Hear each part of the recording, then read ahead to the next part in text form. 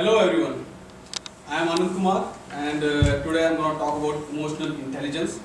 So in a layman's language, emotional intelligence is just being intelligent about your emotions and the emotions of the people around you. And there are only two takeaways from my presentation. One is why emotional intelligence and the other one is how emotional intelligence. So why it is important for you and how to attain those skills. So first, why emotional intelligence?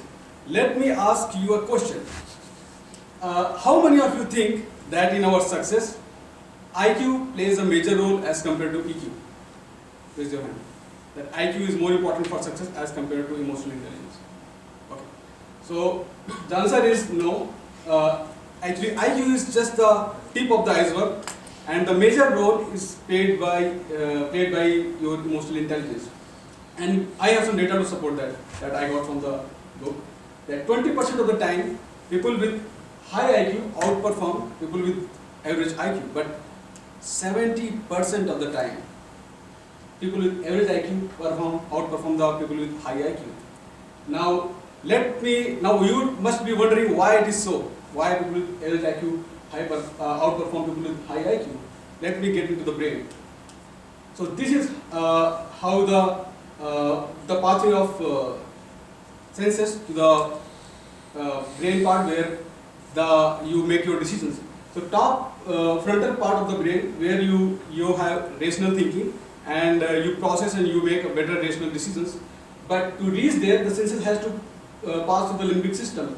Limbic system is the emotional part of the brain. So before you can analyze the situation, you start feeling about it.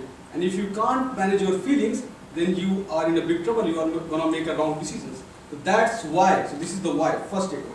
Why it is important. Now let's get the bigger picture.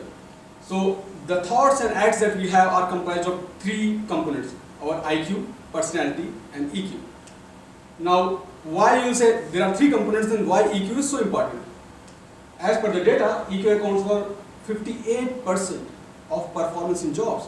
And more importantly, every point increase in EQ adds $1,300 in your annual salary. Okay? Now, even though you will say, okay, EQ is important, I get it, why? But what does that mean in terms of behavior?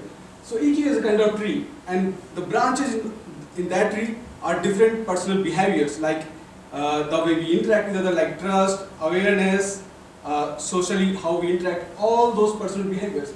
So if someone is having very high IQ but no EQ or low EQ, then he is not a person that you would like to work with, and that's why EQ is so important. So this is the why part. Now coming how to acquire those skills.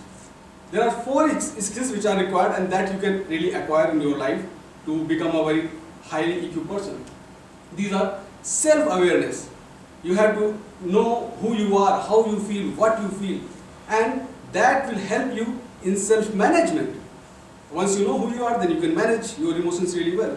Self-awareness will also help you to know others well, because you know how others feel and how you can relate with them. That is social awareness, third skill. Now, social awareness and self-management. If you can manage yourself really well and you know how others feel, socially, if you know everything, then you can make a better relationship. You can have a better relationship management. These are the 4 skills: self-awareness, social awareness, then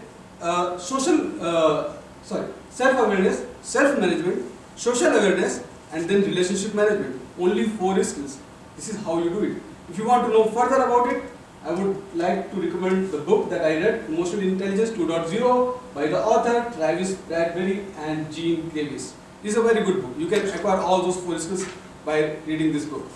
Now, coming back to the point, where are the 2 takeaways? 1, EQ is important. Why? Because IQ plus EQ gives you the success. And what is EQ? It is self-awareness, self-management, social awareness, and then relationship management. Thank you. This is like, always remember, heart plus brain. It works.